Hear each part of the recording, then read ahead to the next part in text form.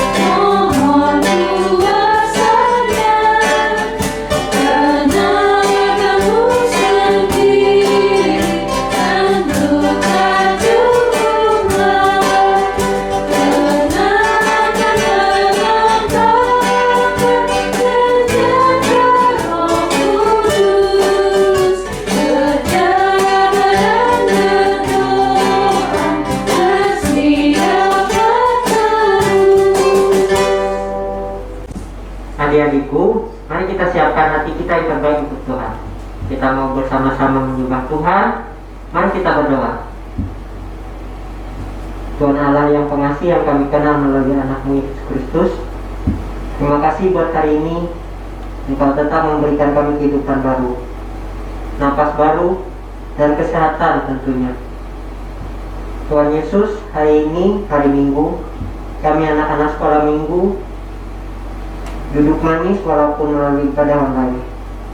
Tuhan Yesus, inilah kami. Kami persiapkan hati dan pikiran kami untuk bersekutu dengan Tuhan. Berkati kami, sertai orang tua kami, serta berkati seluruh guru sekolah minggu yang bertugas pada hari ini. Terima kasih. Dalam nama Tuhan Yesus kami berdoa. Amin. Adik-adik, silahkan duduk. Nah, adik-adik, pada pagi hari ini kembali kakak mau mengingatkan kalian yang ada di rumah bahwa sekarang kita perlu mempunyai saat teduh setiap hari. Karena saat teduh adalah sejenis ibadah sehari-hari. Hanya dengan memelihara saat teduh yang normal setiap harinya, kita baru dapat menghasilkan buah-buah kehidupan.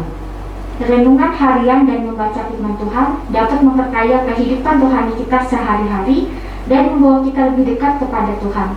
Sekarang kakak ingin semua adik-adik di rumah harus mempunyai saat teduh. Kalian bisa terus mempunyai persekutuan pribadi dengan Tuhan.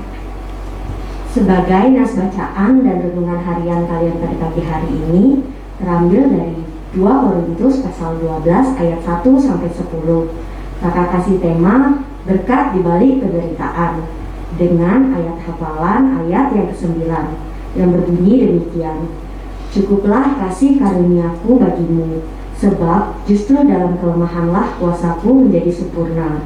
Sebab itu terlebih suka aku bermegah atas kelemahanku, supaya kuasa Kristus turun menaungi aku. Nah, adik-adik, ayo kita naikkan pujian kita dengan judul Mengasihi. Kakak undang untuk berdiri.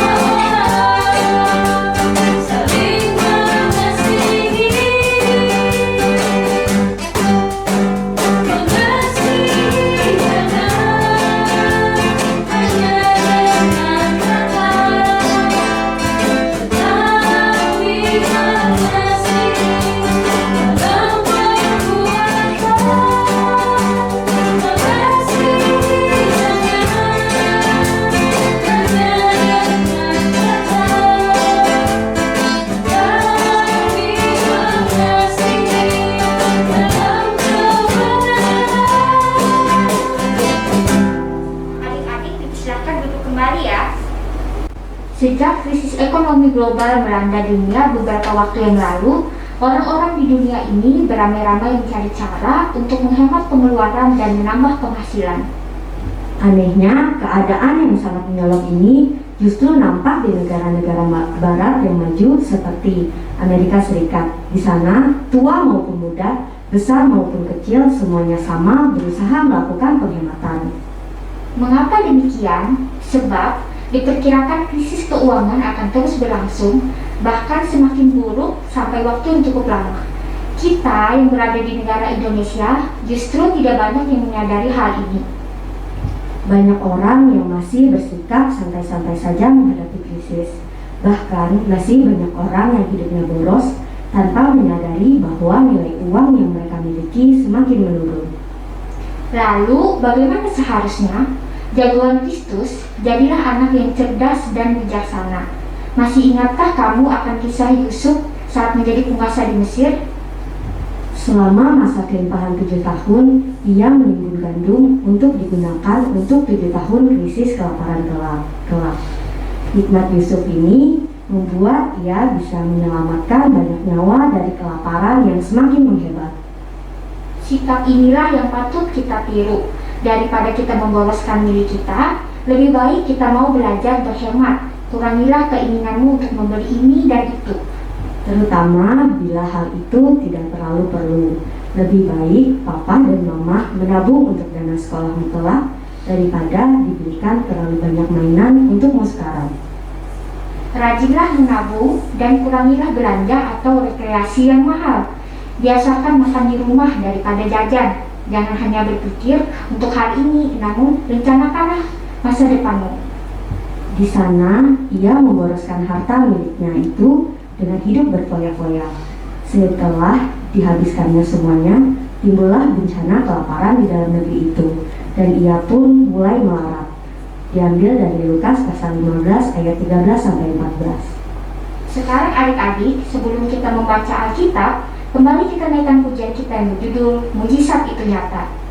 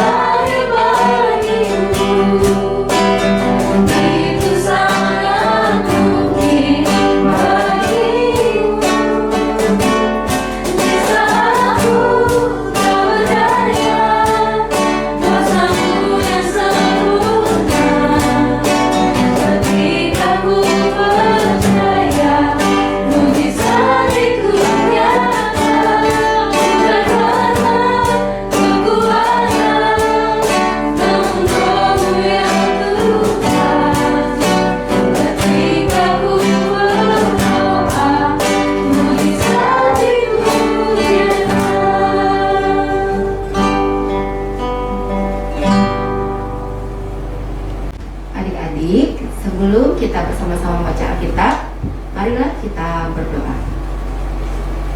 Terima kasih Tuhan Yesus, penuhilah kami dengan kuat kuasa-Mu dan urapilah kami dengan Roh Kudus. Jika sebentar lagi kami akan mendengarkan pembacaan Alkitab, kiranya Engkau memberkati kami Tuhan, agar kami boleh mendengarkan firman-Mu dengan baik dan dapat kami praktekkan dalam kehidupan kami hari lepas hari. Terima kasih Tuhan Yesus. Haleluya. Amin. Nah, pembacaan Alkitab untuk kita pada pagi hari ini sesuai dengan amanat Nas GKE yang diambil dari kitab Ayub pasal 23 ayat yang pertama sampai yang ke-9 dengan perikop Ayub ingin membela diri di hadapan Allah. Tetapi Ayub menjawab, "Sekarang inilah keluh kesahku menjadi pemberontakan, tangannya menekan aku sehingga aku mengadu. Semoga aku tahu mendapatkan dia dan boleh datang ke tempat ia bersemayam. Maka akan kupaparkan perkaraku di hadapannya dan kupenuhi mulutku dengan kata-kata pembelaan. Maka aku akan mengetahui jawaban-jawaban yang diberikannya kepadaku dan aku akan mengerti apa yang difirmannya kepadaku. Sudikah ia mengadakan perkara dengan aku dalam kemahakuasaannya? Tidak, ia akan menaruh perhatian kepadaku. Orang jujurlah yang akan membela diri di hadapannya, dan aku akan bebas dari hakimku untuk selama-lamanya. Sesungguhnya, kalau aku berjalan ke timur, ia tidak di sana, atau ke barat, tidak kudapati dia.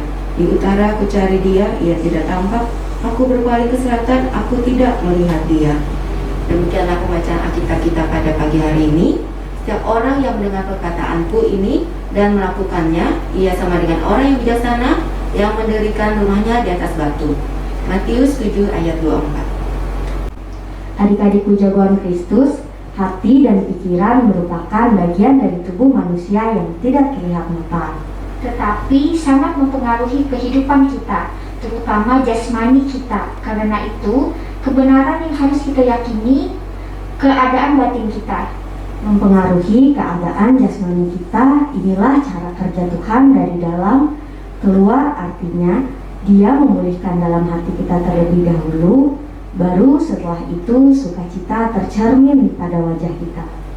Sedangkan cara kerja iblis sebaliknya, dari luar ke dalam. Ia menawarkan hal-hal yang lahiriah seperti obat-obatan terlarang. Melaluinya, iblis mencoba meyakinkan kita untuk mendapatkan kebahagiaan. Karena itu, kita harus berusaha agar hati dan pikiran kita tetap tenang dengan cara tidak membiarkan diri sendiri iri hati terhadap orang lain, khususnya orang terdekat kita. Cara mengatasi iri hati adalah mengucap syukur atas segala hal. Seperti yang dikatakan Amsal 14 ayat 30, hati yang tenang menyegarkan tubuh, tetapi iri hati membusukkan tulang. Sebelum kita mempersiapkan diri kita untuk mendengarkan firman Tuhan melewati cerita Alkitab, apa yang kita lakukan adik-adik? Adik-adik ikutin gaya kakak yang ada di depan. Adik-adik kakak undang untuk berdiri. Dengarkan firman Tuhan, simpan dalam hati, berakar, bertumbuh, berbuah. Nah, adik-adik, kembali kita menyanyikan pujian dengan judul Yesus Kupanggil.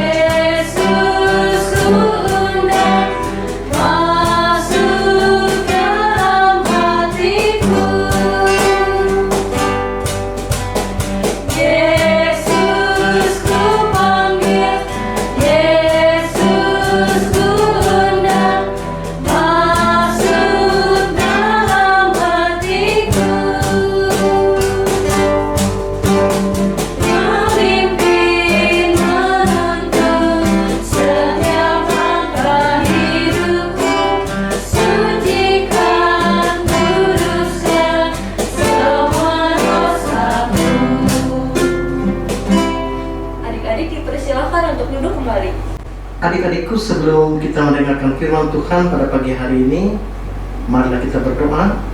Lipat tangannya, tundukkan kepala dan pejamkan mata. Marilah kita sama-sama berdoa. Bapa yang kami sembah, yang bertata dalam kerajaan surga, pada saat ini kami sudah mempersiapkan diri kami untuk mendengarkan sabda Tuhan. Kiranya Tuhan menyuci dan menguduskan hati dan pikiran kami. Biarlah kami dapat duduk dengan tenang, agar kami boleh mengerti damai sejahtera Allah yang melampaui segala akal. Itulah yang memelihara hati dan pikiran kami.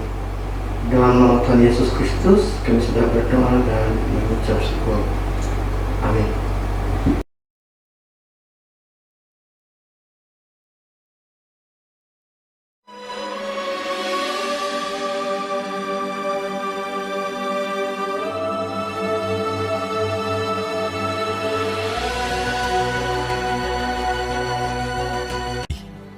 Orang Israel melakukan pula apa yang jahat di mata Tuhan. Lalu Tuhan menyerahkan mereka ke dalam tangan Yabin, Raja Kanaan, yang memerintah di Hazor. Panglima tentaranya ialah Sisera, dan 20 tahun lamanya ia menindas orang Israel dengan keras. Lalu orang Israel berseru kepada Tuhan. Pada waktu itu, Deborah, seorang nabiah, istri Lapidot, memerintah sebagai hakim atas orang Israel.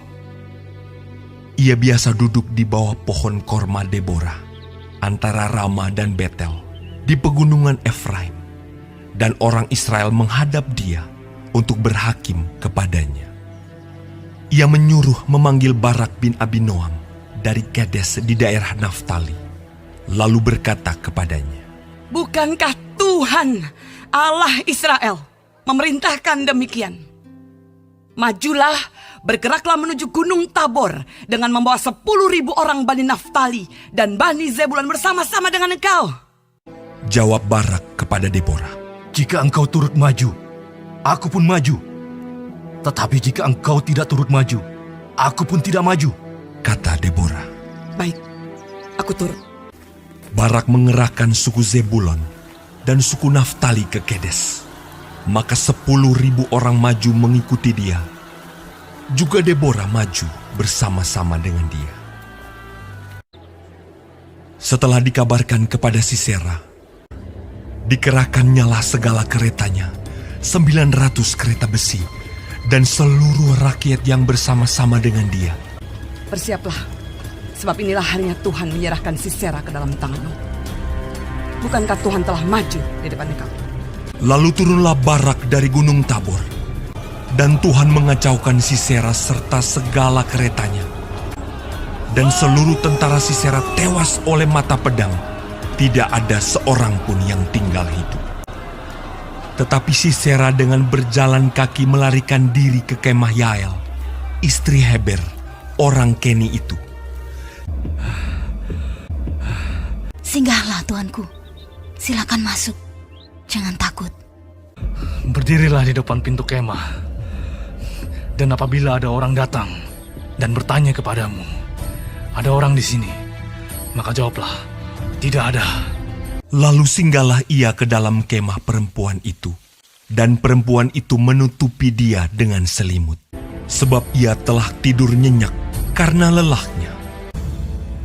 Tetapi Yael mendekatinya diam-diam, lalu dilantaknyalah, maka matilah orang itu. Pada waktu itu muncullah Barak yang mengejar Sisera. Keluarlah Yael mendapatkan dia, dan berkata kepadanya, "Mari, aku akan menunjukkan kepadamu orang yang kau cari itu." Demikianlah Allah pada hari itu menundukkan Yabin Raja Kanaan di depan orang Israel. Lalu amanlah negeri itu.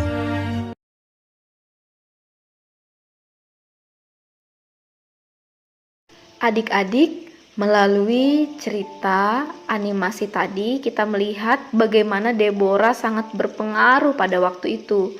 Deborah memiliki sikap rendah hati dan berani, taat dan setia pada Tuhan. Deborah berhasil menjadi motivator Barak dan orang Israel untuk maju mengalahkan musuh. Deborah menjalankan tugasnya sebagai hakim dan nabi dengan rendah hati dan menerima tanggung jawab melaksanakan kehendak Tuhan. Dan setiap pujian dan kehormatan yang diberikan padanya, ia berikan kembali pujian itu dan kehormatan itu untuk kemuliaan bagi nama Tuhan. Adik-adik yang terkasih dan diberkati Tuhan, sebagai anak Tuhan yang baik, melalui cerita Deborah tadi, kakak mengajak kita untuk mari lakukan dan laksanakan tugas dan tanggung jawab kita sebaik-baiknya.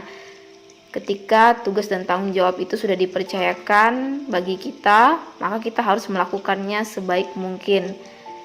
Jika kita dipercayakan oleh Tuhan melalui kepintaran, kecerdasan, kemampuan kita, maka kita tidak boleh sombong, tapi kita harus rendah hati. Kita harus menggunakan kepintaran kita untuk menolong orang-orang yang memerlukan pertolongan kita. Contohnya saja, ketika teman kita sedang kesusahan dalam belajar, kita bisa membantu mereka menjelaskan kepada mereka dalam mata pelajaran yang susah mereka mengerti sehingga mereka mudah untuk mengerti. Kemudian kita juga belajar untuk rendah hati, yaitu tidak sombong, tidak memegahkan diri dalam setiap pekerjaan dan keberhasilan yang sudah kita lakukan. Anak-anak semua, adik-adik yang terkasih, mari menjadi pribadi yang bertanggung jawab dengan tugas yang diberikan, baik itu oleh papa, oleh mama, oleh guru, teman. Contohnya bertanggung jawab merapikan tempat tidur, habis bangun ya, kemudian habis makan, bantu orang tua di dapur, kalau bisa dengan mencuci piring, kemudian menyiram tanaman, dan juga membantu membersihkan halaman rumah maupun isi rumah, dan juga yang pasti tidak melupakan tanggung jawab yang pertama dalam pendidikan, yaitu menyelesaikan tugas sekolah dengan baik dan tugas-tugas lainnya. Untuk itu, adik-adik yang terkasih, lakukanlah tugasmu dengan sungguh-sungguh, dengan mengandalkan Tuhan, dengan sikap rendah hati, dan keberhasilan yang adik-adik terima, biarlah itu semua dikembalikan untuk kepujian dan kemuliaan bagi nama Tuhan kita Yesus Kristus. Tuhan Yesus memberkati kita adik-adik melalui cerita firman-Nya. Nah, adik-adikku yang terkasih, kakak mengajak kita untuk bersatu dalam doa yang kita akhiri nanti dengan doa Bapa kami. Kita berdoa. Tuhan Yesus Kristus, kami anak-anak-Mu bersyukur dan berterima kasih karena Tuhan Yesus telah memberikan kami kepercayaan, tugas tanggung jawab yang luar biasa. Salah satunya kepercayaan di mana Tuhan memberikan kami kesehatan, kekuatan, bahkan juga kepintaran, kecerdasan, kemampuan.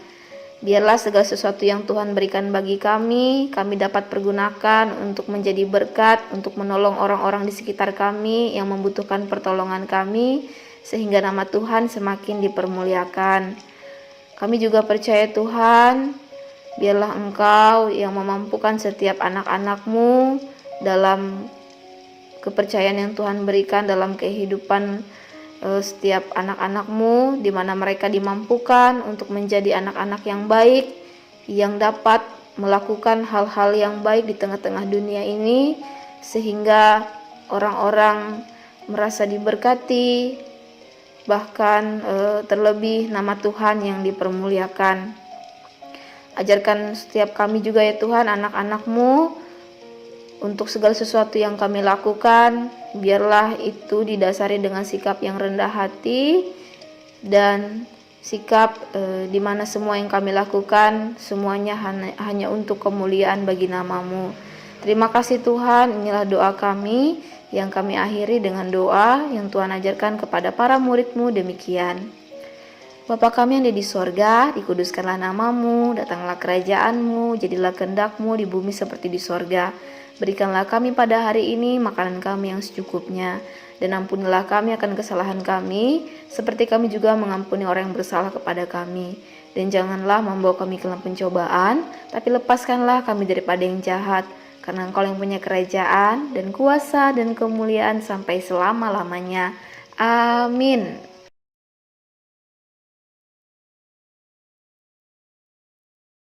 Sekarang kepada kita diberikan kesempatan untuk mempersembahkan persembahan syukur kepada Tuhan.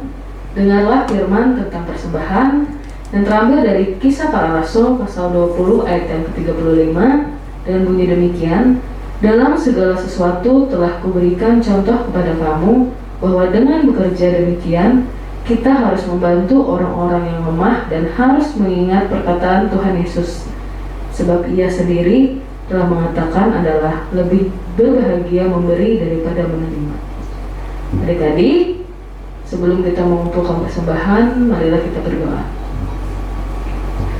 Allah Bapa yang bertahta dalam kerajaan surga, sekarang kami ingin mengumpulkan persembahan syukur kami, kiranya dapat dipergunakan untuk membantu membangun kerajaan Allah. Terimalah persembahan ini sebagai ucapan syukur dan yang telah Engkau anugerahkan kepada kami. Tuhan, tolong kami untuk memiliki hati yang tulus dan motivasi yang murni dalam memberikan persembahan ini kepada Tuhan, kiranya dapat dipergunakan dalam pelayanan gerejamu. Terima kasih Tuhan, amin. Adik-adik, untuk mengiring persembahan kita akan menyanyi bersama. Burung pipit yang kecil, kakak undang adik-adik untuk berdiri.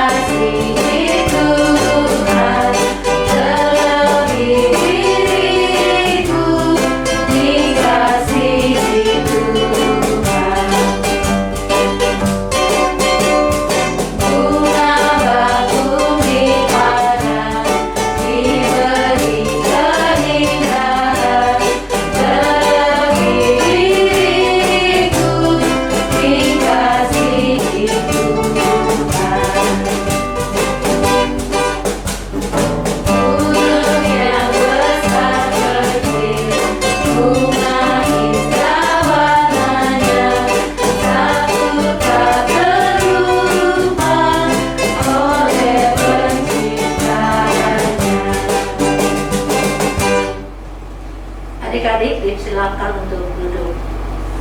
Adik-adikku yang ada di rumah, jagoan Kristus, Oktober, November, Desember adalah musim penghujan. Kita tidak bisa menduga kapan hujan turun. Tapi yang pasti kita harus sedia jas hujan atau payung agar tidak kehujanan. Selain itu, kita juga harus selalu menjaga kesehatan karena biasanya banyak virus dan penyakit menular. Sebenarnya bagaimana hujan bisa terjadi? Begini penjelasannya. 2/3 dari bumi kita ini adalah air yang antara lain berada di samudra, lautan, sungai, danau. Air itu akan mengalami penguapan atau evaporasi saat terkena sinar matahari. Tidak hanya penguapan pada laut, danau, dan sungai saja. Penguapan juga terjadi pada tumbuhan. Proses penguapan air dari tumbuhan itu dinamakan transpirasi. Kemudian, uap-uap air tersebut akan mengalami proses kondensasi atau pemadatan dan menjadi awan. Karena hembusan angin, awan-awan itu bergerak dan mencapai atmosfer yang bersuhu lebih dingin. Disinilah butiran-butiran air dan es mulai terbentuk. Lama-kelamaan, angin tidak dapat lagi menopang beratnya awan, dan akhirnya awan yang sudah berisi air ini menjadi presipitasi atau proses jatuhnya hujan air dan es ke bumi. Seperti itulah proses terjadinya hujan. Sungguh hebat alam diciptakan Tuhan. Tuhan telah menciptakan keseimbangan agar alam memberikan yang terbaik untuk kita. Jangan sampai kita merusak keseimbangan alam ini sehingga terjadi banyak bencana yang merugikan diri kita sendiri. Engkaulah yang menetapkan segala batas bumi, musim kemarau dan musim hujan. Engkaulah yang membuatnya. Dalam Mazmur pasal 74 ayat 17. Adik-adik, ibadah kita pada pagi hari ini akan berakhir. Tapi sebelum kita mengakhiri ibadah sekolah hari Minggu, mari kita bersatu dalam doa. Lipat tangannya, tundukkan kepala, pejamkan matanya. Terima kasih Tuhan, terima kasih Bapa atas tuntunan dan perintahmu, sehingga ibadah sekolah hari Minggu GKI Parapat pada pagi ini dapat berjalan dengan baik. Kiranya kasih karunia Allah Bapa kita dan dari Tuhan Yesus Kristus menyertai kita semua, dari sekarang sampai selama-lamanya. Amin. Adik-adik, sebagai lagu penutup, kakak undang adik-adik berdiri, kita nyanyikan satu pujian dengan judul Berkat Kuterima.